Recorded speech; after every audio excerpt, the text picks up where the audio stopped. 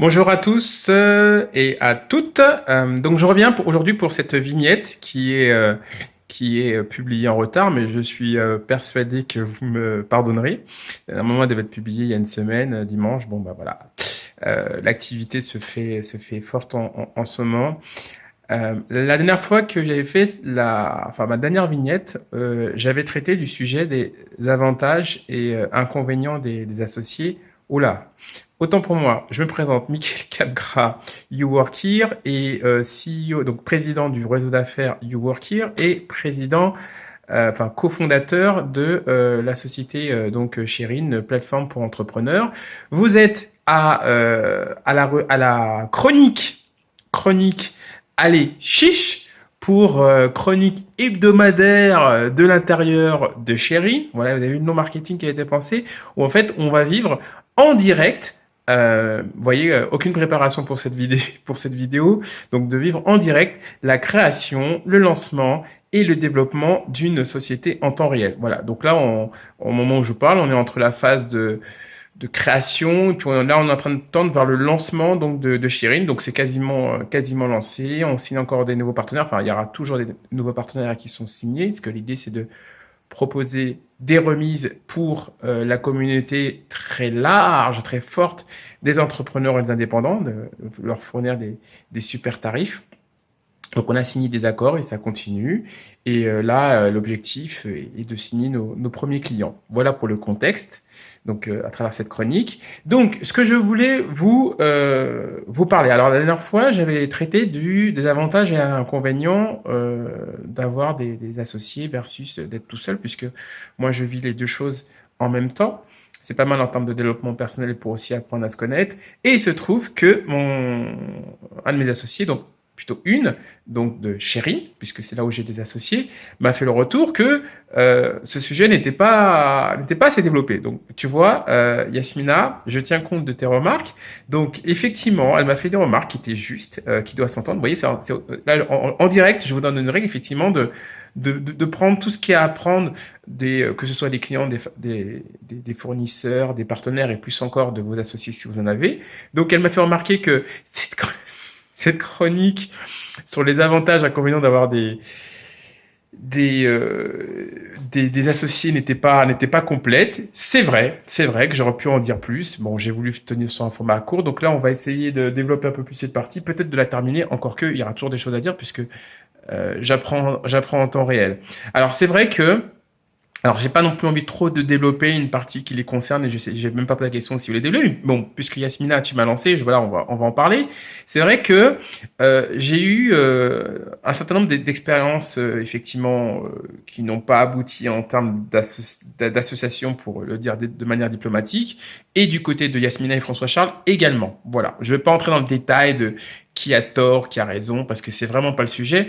On va plutôt vous dire, ben voilà, ce qui s'est passé, en gros, et quelle serait l'attitude. Alors, dans le cas de Yasmina, on va dire que il faut avoir affaire à différentes personnalités qui ne sont pas forcément en adéquation avec la vôtre. C'est des choses qui arrivent comme dans la vraie vie. Vous avez une bande de copains, il y a toujours des gens qui ont un certain caractère et puis d'autres indifférents. Voilà, la question c'est de composer. Alors déjà, la première chose, j'ai envie de dire que le temps, c'est quelque chose qui va tout mesurer. Donc, euh, si se pose la question d'une association avec quelqu'un, même si vous avez un coup de foudre, ne vous précipitez pas dans la signature d'un contrat qui va vous lier. Voilà, faites des projets avant, lancez le projet avant. Vous n'êtes pas obligé de créer une structure pour vous mettre dans un projet que vous avez identifié. On peut faire quand même pas mal de choses avant, histoire de vous tester. Et, euh, et quand je dis il faut se donner du temps, c'est pas un mois, c'est pas 2 mois. Je dirais que même des fois des années, on peut avoir des mésaventures ou apprendre que finalement ceux que l'on pensait être n'est pas. Voilà. Mais, mais je dirais que une première période d'aller, on va dire, 4-5 mois de travail intense permettent quand même de faire un petit peu de filtre. Vous avez, bon, sauf coup de théâtre, ou vraiment, voilà, vous avez déjà une petite idée de à qui vous avez affaire déjà au bout de 4-5-6 mois. Voilà, on parle pas de la première semaine, deuxième semaine où tout est beau, mais quand vous avez, voilà, il y a un peu de temps qui s'est installé, un peu de routine, quelques expériences qui permettent quand même de mesurer les choses. Alors, si vous me demandez ou si vous posez la question de que faire avec certains types de personnalités, on va dire excessifs sur certains sujets, j'ai pas de réponse. Voilà. Soit vous avez une baguette magique pour pouvoir vous acclimater, puis rester avec eux, si vous pouvez travailler avec eux. Soit vous n'avez pas. Et si vous n'avez pas, quittez-les le plus rapidement possible. Enfin, voilà, on ne change pas les gens de manière générale. Enfin, il y a plus de chances que vous changiez que l'associé avec sa personnalité change. Donc voilà, donc si vous êtes prêt à changer pour pouvoir cohabiter, allez-y. Encore que c'est pas forcément la même équation. Mais si cette personne est toxique pour vous, passez à autre chose. Voilà, il y a une entreprise derrière, il y a peut-être votre bébé à côté, donc n'y passez pas des heures. Moi, à titre personnel, là où j'ai eu de la chance, c'est que mes mauvaises associations, je dirais qu'elles se sont révélées. Je les mets pas en cause, hein, parce que ça se trouve il y avait aussi de moi, mais on va dire que le côté révélation dans le sens où on ne pouvait pas travailler ensemble, s'est révélé heureusement pour moi, heureusement pour nous, avant la moindre signature d'un contrat. Donc véritablement, je préfère que ça se passe mal avant que après. Donc on a eu un peu cette chance de pouvoir travailler avant avec ce qui devait être ses futurs associés. Bon, ça s'est pas fait. Et heureusement encore une fois avant, parce qu'après c'est plus compliqué. Vous allez signer des papiers, ça va coûter des démarches administratives et autres. Et il me semble l'avoir déjà dit, mais si ce n'était pas le cas, testez-vous, discutez, échangez, essayez de passer du temps sur des différents projets avant de vous associer. Alors, supposons maintenant que voilà, vous êtes associé, ça marche plutôt bien, puis de temps en temps, il peut y avoir des moments de friction. Ben là, je veux dire, on est comme dans un couple, hein. Donc, si vous avez un peu de temps, essayez de suivre des articles. Moi, de temps en temps, allez, je vous fais une petite confession. Je lis de temps en temps Psychology Today. Voilà. Ce qui me permet, je suivais ça déjà avant parce que je trouve ça très intéressant, mais intéressez-vous à la partie couple. Ça peut être très instructif sur votre façon, effectivement. Si vous êtes bon en couple, normalement, ça devrait bien se passer sur la partie associée parce que vous avez les mêmes patterns, vous avez les mêmes schémas à adopter. Bon, le premier, je pense ne pas vous surprendre, communiquer. Il y a un sujet, faites preuve d'empathie, de comprendre exactement ce que veut votre identifier les points que vous entendez pas et comprendre. Et aussi, posez-vous la question, est-ce que ça vaut vraiment le coup de vous énerver? Bon, si ça vaut pas le coup de s'énerver, si ça se trouve, peut-être que c'est l'autre qui a raison, hein. C'est pas une obligation que ce soit vous qui ait raison. Et puis bon, voilà. Et puis c'est d'en discuter. Alors nous, dans cette association, on a de la chance parce qu'on est trois. Trois, je trouve ça magique comme nom parce que bon, si vous êtes tout seul, bon, pas de sujet, hein, vous prenez des décisions seul. Si vous êtes à deux, ben là, c'est du 50-50. Si on n'est pas d'accord, ça peut durer longtemps. Si vous êtes trois, je trouve ça magique parce que voilà, vous l'avez compris, ben, il y en a un troisième qui va faire arbitre et qui va trancher. Je vous donne un exemple. Il est fallu à un moment donné choisir une banque. Bon, moi je tenais à travailler une banque en particulier. Les deux n'étaient pas d'accord. Bon, ben raisonnablement, j'avais pas de raison d'insister. Les deux étaient contre. Bon, ben on m'a suivi. Moi, ça me va très bien. Bon, si après ça se passe pas avec cette banque, ils vont m'entendre. Mais en attendant, le fait qu'ils étaient deux, ça a permis finalement de trancher assez vite. Bon, et en plus, au vu des premières infos que j'ai, il s'est avéré que cette banque a l'air d'être plutôt plus intéressante que celle à laquelle je voulais. Bon, mais même si ça n'avait pas été le cas, c'est pas le sujet.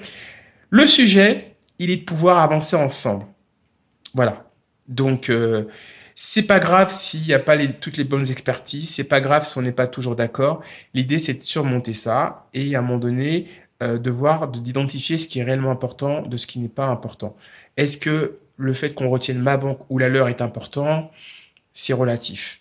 Bon, au pire, la banque retenue n'est pas bonne, on la change et puis on aura appris. Voyez, il est là et voilà. Et l'idée, c'est qu'on ne se déchire pas sur le sujet. D'ailleurs, il n'y a aucun sujet qui mérite qu'on se déchire. L'idée, c'est voilà qu'on essaie d'identifier à chaque fois où est-ce que ça va, où est-ce que ça ne va pas.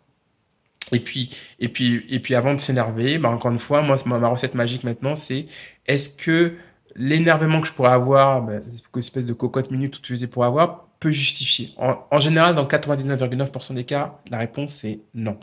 Et ensuite, essayez de compter jusqu'à 10 et mettez-vous à la place de l'autre, comprendre, voilà, c'est son jeu, ça permet pas mal de se calmer. Et puis si jamais, là on est carrément dans du développement personnel, hein. Mais bon, je vous l'avais dit, on frise psychologie tout à partie couple.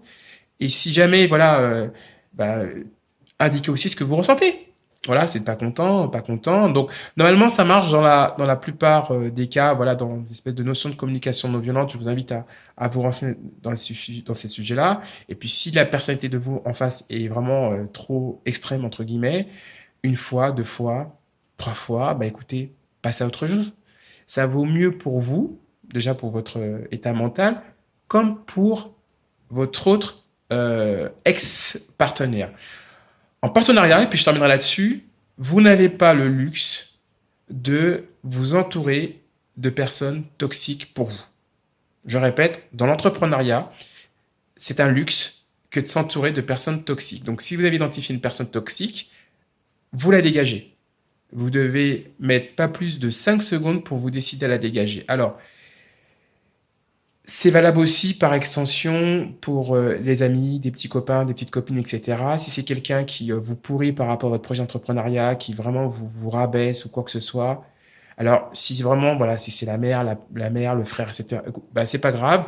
Alors, il ne s'agit pas non plus de l'exclure de votre, voilà, mais en tout cas, prenez vos distances. Vous n'avez pas ce luxe de pouvoir la garder.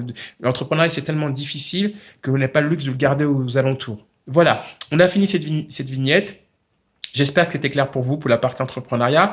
Donc, psychologie TD en mode couple pour comprendre comment bien gérer vos relations. Si c'est une relation toxique, bye bye. Voilà. Et puis, ben, faites preuve, voilà, d'empathie, de compréhension, de vous poser la question si ça vaut vraiment le coup de s'énerver avec à votre partenaire. Et puis, si la personne en face ne peut pas changer et que très probablement vous aussi, eh ben, voilà, vous dites bye bye. Donc, j'espère que cette chronique vous aura été utile. Je vous dis rendez-vous. Je n'ose plus vous donner de date. Donc, donc peut-être que ce sera pour dimanche prochain, sinon lundi. Sinon, bah, portez-vous bien et bonne vente si vous êtes entrepreneur indépendant ou commercial et que vous venez de suivre cette vignette. À bientôt.